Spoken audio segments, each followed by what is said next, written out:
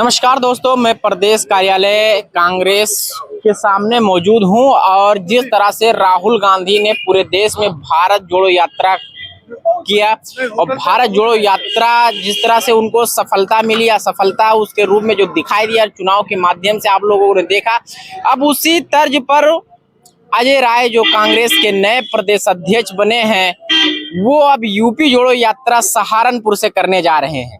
अब इस यूपी जोड़ो यात्रा का क्या असर उत्तर प्रदेश की जनता पे पड़ेगा, क्या होगा, ये चीज मैं यहाँ पे कांग्रेस कार्यालय के बाहर मौजूद लोगों से पूछूंगा कि इस यूपी जोड़ो यात्रा का क्या मकसद हो सकता है और क्या इसका मुख्य उद्देश्य लेकर अजय राय जो नए प्रदेश अध्यक्ष हैं, क्या इस उद्देश्य किस उद्देश्य को लेकर के अजय राय ये यूपी जोड़ो यात्रा कर रहे हैं राहुल गांधी के तर्ज पर। देखिए, राहुल जी का मार्गदर्शन है। ये राहुल जी ने भारत में संवेदना पैदा करने के लिए, भारत में सद्भाव पैदा करने के लिए, भारत की एकता और अखंडता को कायम रखने के लिए, वर्तमान संविधान को अक्षुण्ण रखने के लिए उन्होंने भारत जोड़ो यात्रा निकाली। मोहब्बत की दुकान, नफरत की बाजार में जो राहुल जी ने मोहब्बत की दुकान खोला, वो एकदम हिंदुस्तान का एक नया इतिहास का दर्शन की पुष्टि कर दिया। अब मुझे लगा, मुझे नहीं, हम समझते हैं कि आम लोगों को भी ये लगता है, जो समाज के नेक सोच व्यक्तित्व का धनी व्यक्ति है, वो इस बात को मानता है कि नफरत की बाजार में जो राहुल जी ने मोहब्बत की दुकान का आधारशिला रखा था, आज वो धीरे धीरे एक विराट वृक्ष की तरह हिंदुस्तान की संवेदना का साया बन गया। लेकिन ये आप जो भारत जोड़ो यात्रा राहुल गांधी की बता रहे हैं, इससे कहा जाए कि चुनावी फायदा नहीं मिल पाया जिस तरह से मिलना चाहिए था, खास करके उत्तर भारत में हिंदी भाषा राज्यों में। देखिए साहब, फायदा अब आप कह रहे हैं कि साहब कांग्रेस ने फायदा नहीं पाया।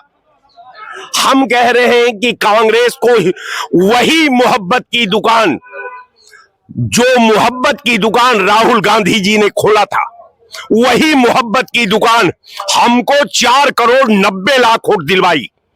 वही भारतीय जनता मोहब्बत की दुकान ने नफरत की बाजार का जर्रा को हिला दिया और उनको 4 करोड़ 81 लाख पर खड़ा कर दिया। जो 1% माइनर वोट का मामला था, उसमें यह हुआ कि जब माइनस और प्लस का जब गेन होने लगी तो वो प्लस कर गए और मैं माइनस कर गया। ये राहुल गांधी की मोहब्बत की दुकान थी, ये राहुल गांधी का जज्बा था, ये राहुल गांधी को जनादेश था। लेकिन मैं बता दिया कि 1% माइनस और प्लस में उनकी सीट बढ़ गई और मेरी सीट घट गई। लेकिन इस तरह से उत्तर प्रदेश में चालू करने का क्या मकसद है अजय राय जिस तरह से यूपी जोड़ो यात्रा कर रहे हैं? देखिए, जो हालात देश में है वही हालात यूपी में है। चूंकि देश के अंतर्गत यूपी आता है, ये कोई जर्मनी जापान में यूपी नहीं है। आज जो राहुल जी ने मार्गदर्शन किया है, मैं तो अजय राय को धन्यवाद देता हूं कि राहुल जी के मसाल को यूपी जोड़ने के नाम पर जो अजय राय जी ने जो कदम उठाया है, आज जो यूपी जोड़ने का शपथ लिया है, मैं अपने तरफ से आज समस्त उत्तर प्रदेश के तरफ से धन्यवाद देता हूं कि ईश्वर उनकी जज्बा को उनके साथ कायम रखे और अजय राय यूपी को जोड़ने का जो उनका मकसद है उसको मुकम्मल कायम रखे और मुकम्मल कायम रख करके एक नया इतिहास का अध्याय शुरू कर दे कि आने वाली पीढ़ियां अजय राय के नेतृत्व का अनुकरण करती रहे। मैं यही अजय राय से अपेक्षा करता हूं, मैं यही कांग्रेस पार्टी से अपेक्षा करता हूं। अजय राय एक एक उत्तर प्रदेश का कार्यकर्ता उनके व्यक्तित्व के दर्पण में समायोजित है। एक एक कार्यकर्ता का अजय राय से पहचान है। अब मैं समझता हूं कि हर कांग्रेस का कार्यकर्ता का यह धर्म बनता है कि अजय राय के जज्बा को मुकम्मल कायम करने के लिए उत्तर प्रदेश की एकता को स्थापित करने के लिए, देश की अखंडता को बुलंदी पर ले जाने के लिए और भारत का संविधान बचाने के लिए अजय राय को सहयोग करना चाहिए। धन्यवाद, बहुत बहुत बधाई आपको। ये कांग्रेस जो उत्तर प्रदेश में यूपी जोड़ो यात्रा करे, इसका क्या असर होगा चुनाव में? देखिए, ये यूपी का दुर्भाग्य है कि उत्तर प्रदेश में सड़कें खाली है, कहीं धरना, यहाँ तक कि पार्लियामेंट में 143 सांसद को बर्खास्त कर दिया गया, उत्तर प्रदेश का एक भी सांसद नहीं। इसका मतलब यह है कि उत्तर प्रदेश में एक भी सांसद उत्तर प्रदेश की आवाज पार्लियामेंट में नहीं उठाता, तभी तो वो बचे हुए, वरना आवाज उठाने वाले पार्लियामेंटेरियन तो घर में बैठ पार्लियामेंट से बाहर कर दिया गया।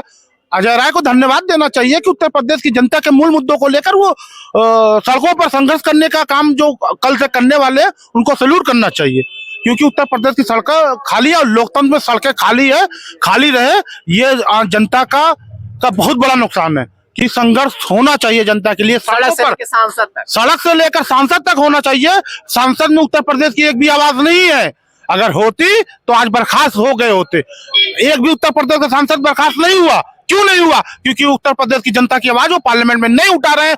इस सरकार को को घेरने का काम उत्तर प्रदेश में नहीं कर रहे हैं। जितने सांसद बर्खास्त हुए सब सरकार की नीतियों के खिलाफ संसद में बोलने वाले सांसद थे। उत्तर प्रदेश की जनता ने गूंगे बहरे सांसदों को पार्लियामेंट में भेज दिया है। गूंगे बहरे हैं वहां बैठने वाले उत्तर प्रदेश के सांसद। तो इससे 2024 लोकसभा जो चुनाव करीब है, 24 में होना है, तो ये यूपी जोड़ो यात्रा का असर होगा 24 चुनाव में? होना चाहिए कि जनता बहुत ही आजिज आ चुकी इस सरकार से, ये हिटलरशाही की सरकार से बहुत परेशान हो चुकी जनता। लेकिन जनता ये देख रही है कि हमारे मुद्दों को लेकर सड़कों पर से लेकर सांसद तक कोई आवाज नहीं उठाने वाला।